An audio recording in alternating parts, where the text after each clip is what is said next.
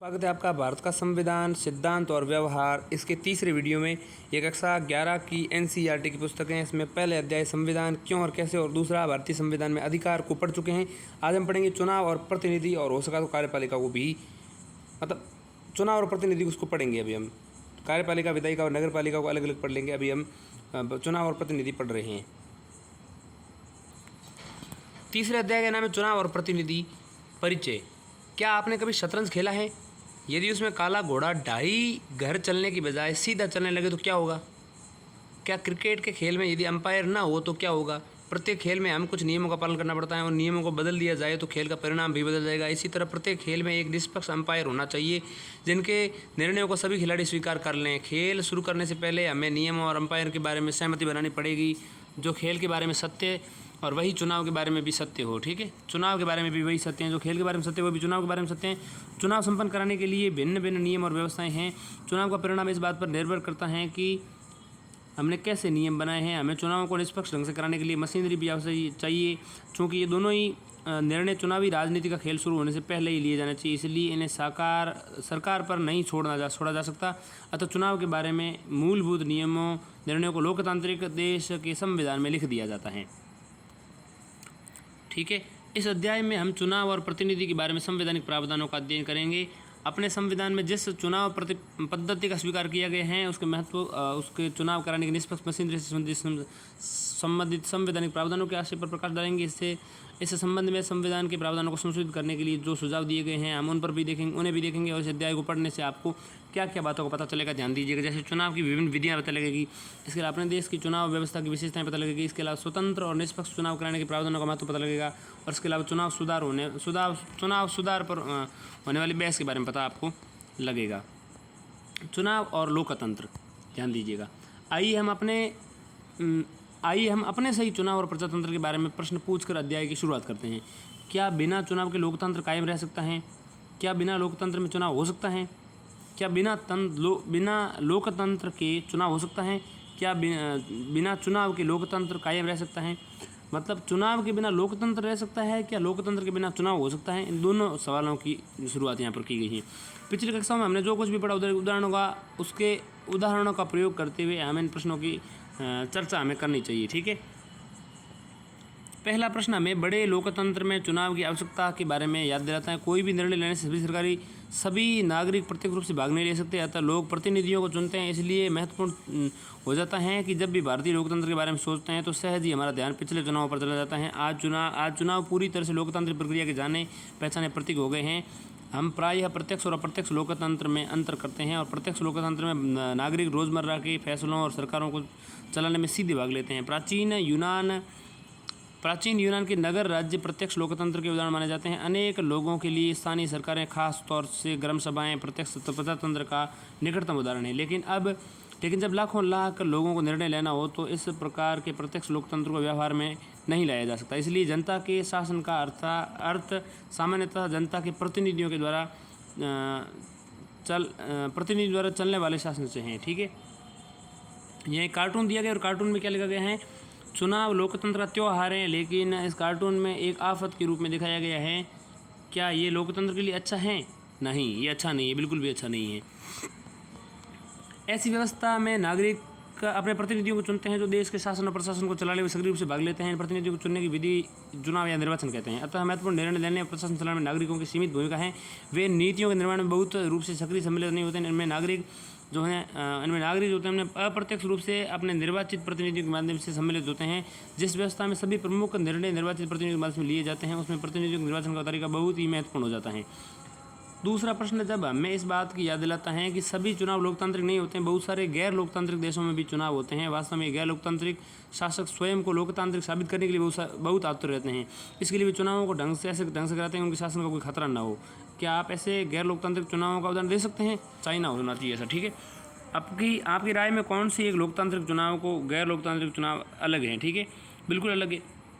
किसी देश में चुनावों का लोकतांत्रिक ढंग से संपन्न कराना सुनिश्चित करने में क्या मतलब किसी देश में चुनावों का लोकतांत्रिक ढंग से संपन्न कराना सुनिश्चित करने के लिए क्या करना चाहिए, क्या हो सकता है? इसी बिंदु पर संविधान की महत्वपूर्ण भूमिका है। एक लोकतांत्रिक देश का संविधान चुनावों के लिए महत्वपूर्ण नियम बनाता है। संविधान क्या करता है? नियम बनाता है और इस संबंध में विस्तृत नियम कानून बनाने का काम जो है विधायिका पर छोड़ देता है। ये मूलभूत नियम सामान्यतः हमें बताते हैं कि कौन मत देने के योग्य हैं, इसमें चुनाव लड़ने के लिए कौन योग्य हैं, चुनाव की देख रेख कौन करेगा, ठीक है, मतदाता अपना प्रतिनिधि कैसे चुनेंगे, मतगणना कैसे होगी, प्रतिनिधियों का चुनाव कैसे होगा। अन्य लोकतांत्रिक संविधानों की भांति भारत का संविधान भी इस सभी का उत्तर देता है। आप देख सकते हैं कि इसमें पहले के 3 प्रश्नों का लक्ष्य एक स्वतंत्र और निष्पक्ष चुनाव कराना है। पहले के 3 प्रश्न क्या है? मत देने के योग्य कौन है, चुनाव लड़ने के योग्य कौन है और चुनाव की देखरेख कौन करेगा। तो ये तीनों ही जो हैं, ये तीनों ही प्रश्न जो हैं, प्रथम 3 प्रश्नों का लक्ष्य क्या है? स्वतंत्र और निष्पक्ष चुनाव है। इसमें लोकतांत्रिक चुनाव कहा जा सकता है कि मत कौन देगा ये तय करना, और इसके अतिरिक्त चुनाव लड़ने योग्य कौन है और देख रेख कौन करेगा चुनाव की। ये तीनों ही जो हैं स्वतंत्र लोकतांत्रिक चुनाव का लक्ष्य होता है, ठीक है।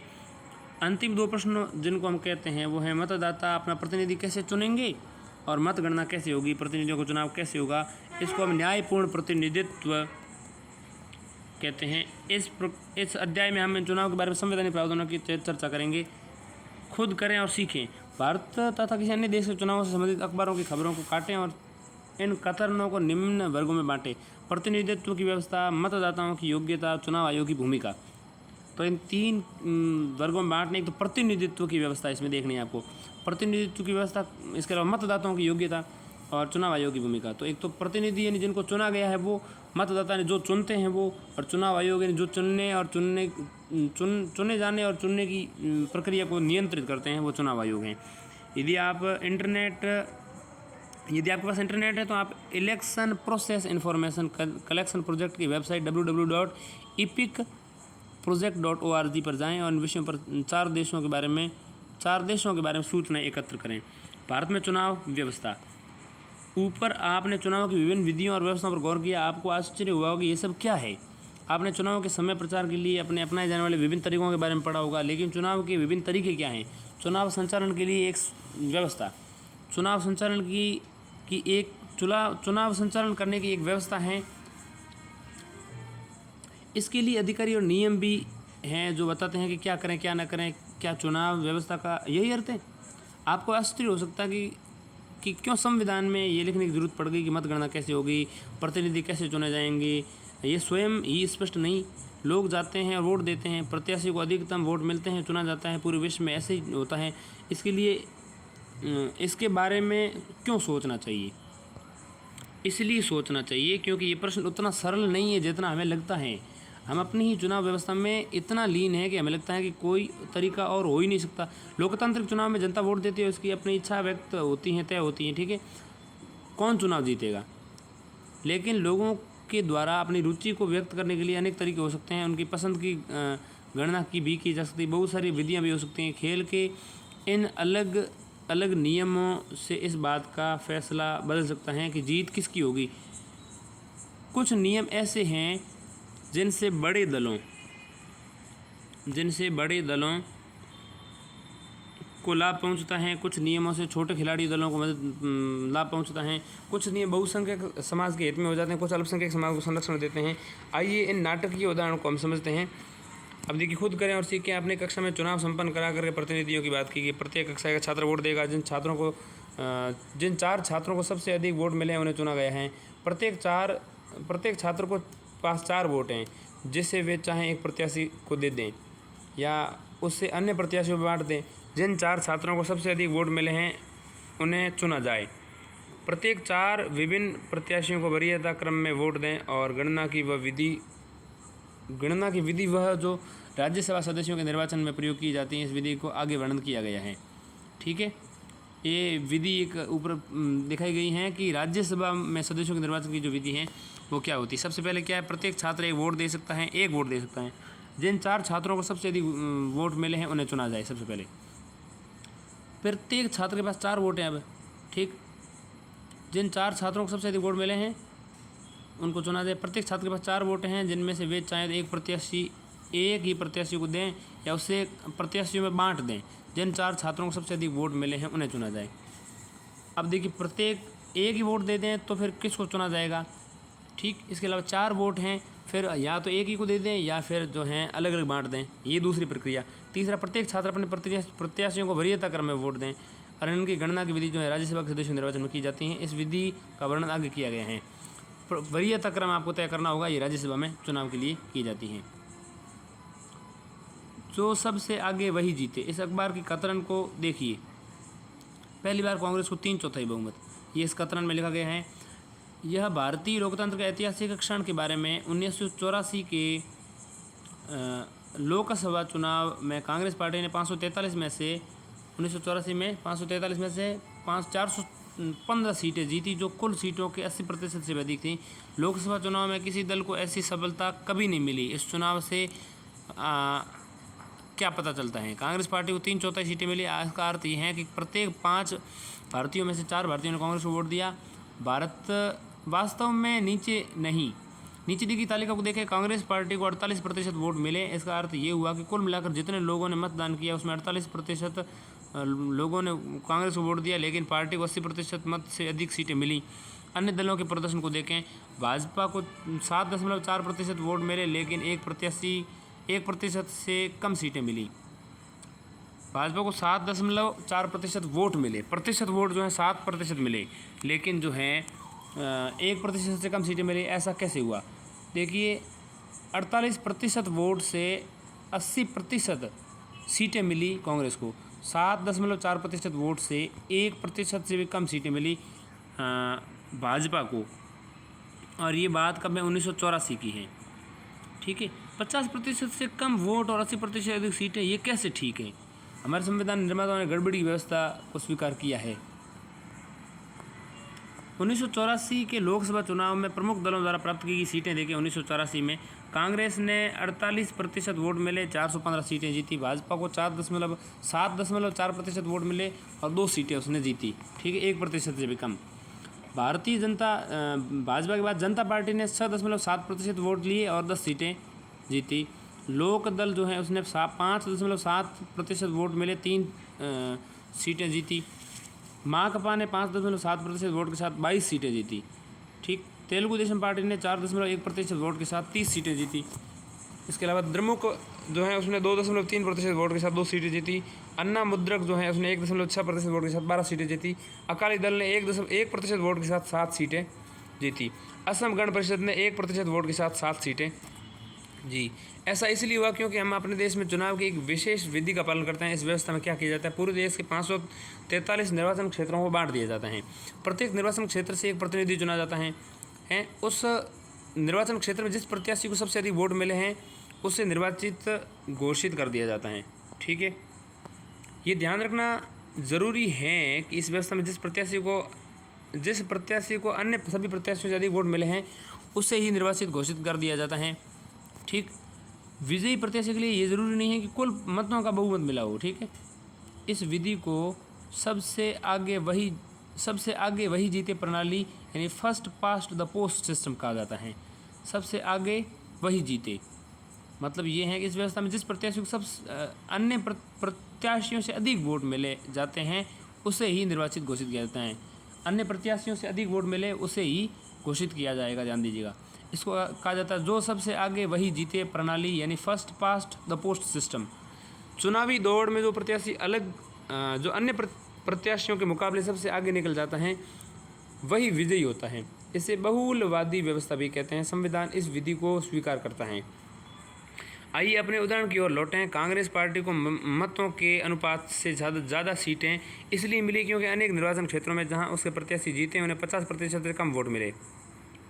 ठीक, यदि चुनाव मैदान में कई प्रत्याशी हों, जीतने वाले प्रत्याशी को 50% से कम वोट मिले तो सभी हारने वाले प्रत्याशी के वोट बेकार चले जाते हैं, क्योंकि इन वोटों के आधार पर प्रत्याशी या दलों को कोई सीट नहीं मिलती। मान लीजिए किसी पार्टी को प्रत्येक निर्वाचन क्षेत्र में 25% वोट मिले हैं, लेकिन अन्य प्रत्याशियों को उससे भी कम वोट मिलते हैं। ये उस स्थिति में केवल 25% या उससे अधिक वोट पाकर कोई भी दल सीटें जीत सकता है। किसी दल को 25% वोट ही मिले, मान लो पूरी 25% वोट मिले हैं, बाकी को इनसे भी कम मिले तो 25% वाला जीत गया। अब देखिए समानुपातिक प्रतिनिधित्व क्या है। दूसरा प्रतिनिधित्व का प्रकार है। आइए इसकी तुलना इजराइल में होने वाले चुनावों से करें, जहां बिल्कुल भिन्न चुनाव व्यवस्था का पालन किया जाता है। इजराइल में मतगणना के बाद प्रत्येक पार्टी को संसद में उसी अनुपात में सीटें दे दी जाती हैं जिस अनुपात में उन्हें वोटों में हिस्सा मिलता है। देखिए, प्रत्येक पार्टी चुनाव से पहले प्रत्याशियों की प्राथमिकता सूची जारी कर देती हैं। अपने उतने ही प्रत्याशियों को उस प्राथमिकता सूची में चुन लेती हैं जितनी सीटों का कोटा उसे दिया जाता है। चुनावों की इस व्यवस्था को समानुपातिक प्रतिनिधित्व प्रणाली कहते हैं। इस प्रणाली में किसी पार्टी को उतनी प्रतिशत सीटें मिलती हैं जितने प्रतिशत उसे वोट मिले हैं।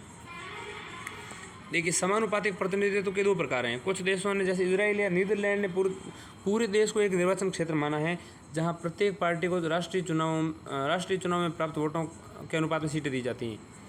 दूसरा तरीका है अर्जेंटीना और पुर्तगाल में देखने को मिलता है समानुपातिक प्रतिनिधित्व। ठीक है, अर्जेंटीना और पुर्तगाल में देखने को मिलता है जहाँ पूरे देश को जो है बहुसदस्यीय निर्वाचन क्षेत्रों में बांट दिया जाता है। प्रत्येक पार्टी को प्रत्येक निर्वाचन क्षेत्र के लिए प्रत्याशियों की सूची जारी करती हैं और जिसमें उतने ही नाम होते हैं जितने प्रत्याशियों को उस निर्वाचन क्षेत्र से चुना जाता है। इन दोनों ही रूपों में मतदाता राजनीतिक दलों को वोट देते हैं, न कि उनके प्रत्याशियों को। ठीक, राजनीतिक दलों को वोट देंगे, मतलब पार्टी को वोट देंगे।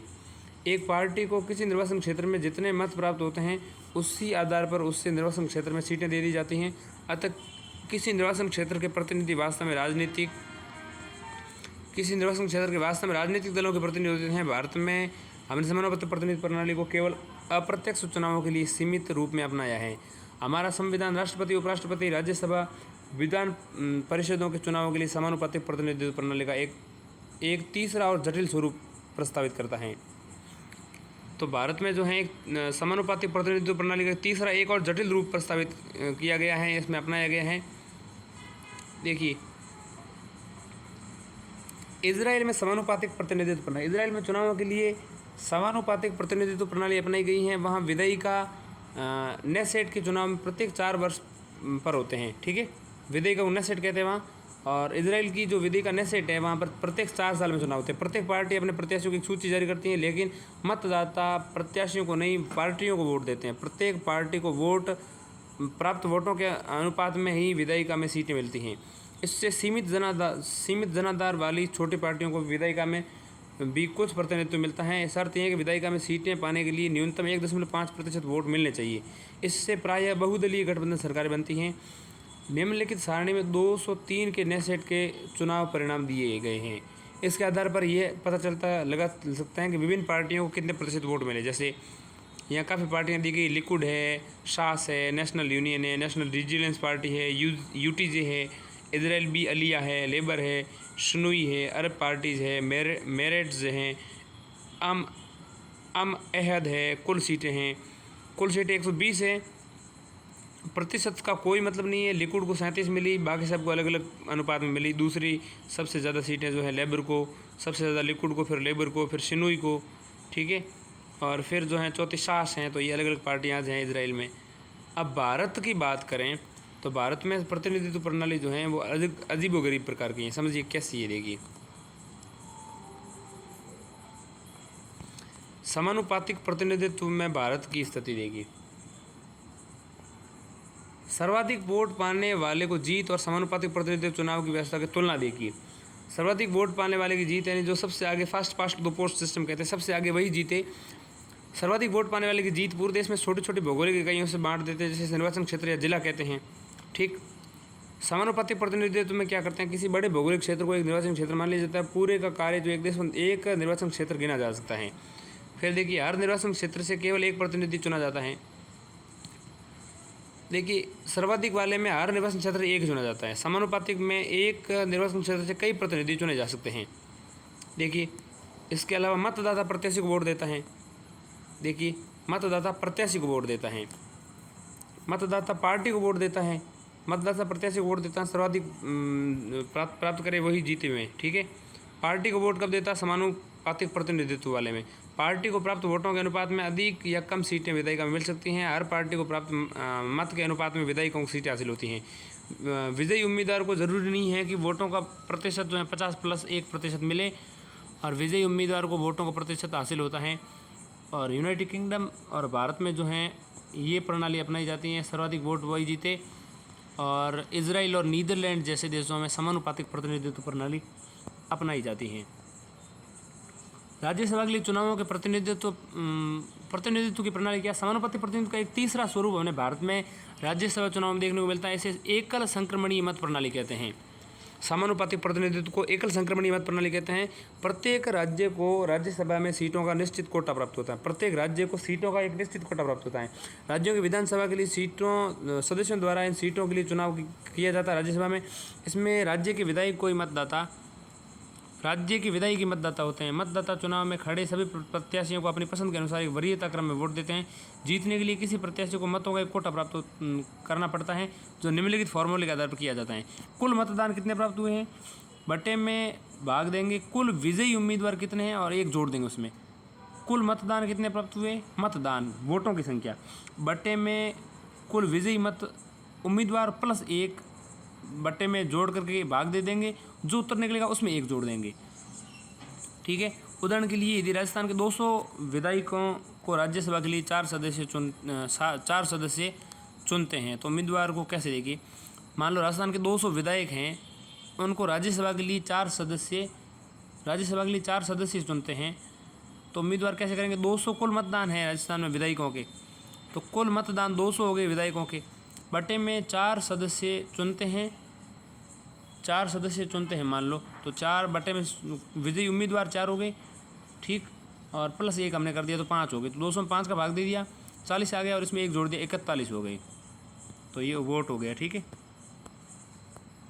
इस प्रश्न का उत्तर अनुमान लगाना कठिन नहीं है।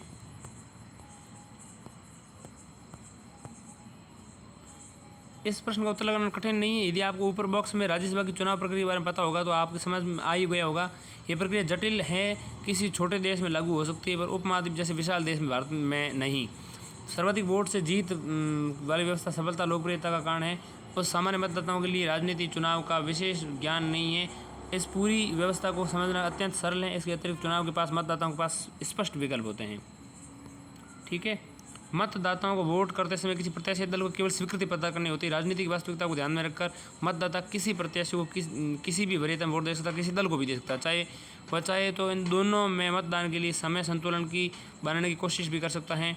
मतदान के समय संतुलन बनाने की कोशिश भी कर सकता है। इस प्रणाली को मतदाताओं को केवल दलों में ही नहीं वरन उम्मीदवारों को भी चयन करने का स्पष्ट तरीका होता है। अन्य चुनावी व्यवस्थाओं में खास तौर से समानुपातिक प्रतिनिधित्व प्रणाली में मतदाताओं को किसी एक दल को चुनने का विकल्प दिया जाता है, लेकिन प्रत्याशी का चयन पार्टी द्वारा जारी की गई सूची के अनुसार होता है।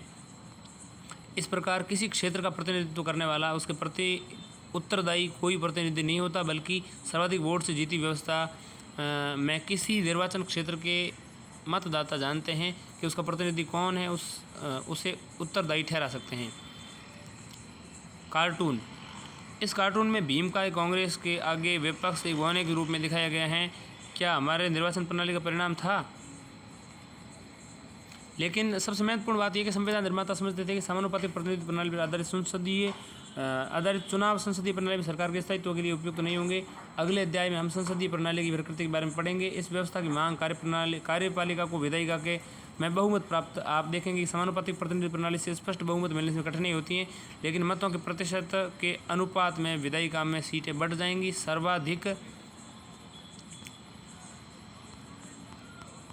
सर्वाधिक मत से जीतने वाली प्रणाली में अमूमन बड़े दलों या गठबंधनों के बोनस के रूप में कुछ अतिरिक्त सीटें मिल जाती हैं। ये सीटें उन्हें प्राप्त मतों के अनुपात से अधिक होती हैं, अतः प्रणाली एक स्थायी सरकार का मार्ग प्रशस्त कर सकती है। संसदीय सरकार को सुचारू और प्रभावी ढंग से काम करने का अवसर देती हैं। अतः सर्वाधिक मत से जीतने वाली प्रणाली एक निर्वाचन क्षेत्र में विभिन्न सामाजिक वर्गों को एकजुट होकर चुनाव जीतने में मदद करती हैं। भारत जैसे विविधतापूर्ण देशों में समानुपातिक प्रतिनिधित्व प्रणाली प्रत्येक समुदाय को अपनी राष्ट्रव्यापी पार्टी बनाने का प्रेरित करेगी। संभवतः ये बात भी हमारे संविधान बनाने वालों को दिमाग में रही होगी। संविधान का अब तक कामकाज संविधान निर्माताओं को अपेक्षाओं को प्रमाणित करता है। संविधान निर्माताओं की उम्मीदों को संविधान की कार्यप्रणाली से प्राप्त अनुभव प्रमाणित करता है कि सर्वाधिक मत से जीत वाली प्रणाली आम मतदाता के लिए सरल और सुपरिचित सिद्ध हुई। इसने केंद्र और राज्यों ने बड़े दलों को स्पष्ट प्राप्त करने में मदद की, बहुमत प्राप्त मदद की। इसलिए प्रणाली ने दलों को हतोत्साहित भी किया। इस प्रणाली ने उन दलों को हतोत्साहित भी किया जो किसी एक जाति या समुदाय से ही थे, सभी वोट प्राप्त करते थे। सामान्यतः सर्वाधिक मत से जीतने वाली प्रणाली से द्विदलीय व्यवस्था उभरती हैं। इसका अर्थ है कि सत्ता के लिए 2 प्रमुख प्रतियोगी होते हैं, दोनों बारी बारी से सत्ता प्राप्त करते हैं। ये किसी तीसरी पार्टी को इस प्रतियोगिता में सम्मिलित होने या सत्ता प्राप्त करने में कठिनाई होती है। इस संदर्भ में भारत प्रणाली का अनुभव कुछ अलग है। स्वतंत्रता के बाद यद्यपि हमने सर्वाधिक मत से जीतने वाली प्रणाली को अपनाई, फिर भी एक दल का वर्चस्व उभर कर सामने आया। इसके साथ अनेक छोटे दल भी अस्तित्व में रहे। 1989 के बाद भारत में बहुदलीय गठबंधनों की प्रणाली की रूपरेखा देखा जा सकता है। इसके साथ ही अनेक राज्यों में धीरे धीरे द्विदलीय प्रतियोगिता उभर कर आई, लेकिन भारत की द्विदलीय प्रणाली की प्रमुख विशेषता यह है कि गठबंधन सरकारों के आने से नए और छोटे दलों को सर्वाधिक मत से जीतने की प्रणाली के बावजूद चुनावी प्रक्रिया में प्रवेश करने का मौका मिलता है। निर्वाचन क्षेत्रों का आरक्षण जो है इसको हम समझते हैं, लेकिन आगे काफ़ी पार्ट पड़ा है, अब इसको हम नहीं समझ पाएंगे। धन्यवाद।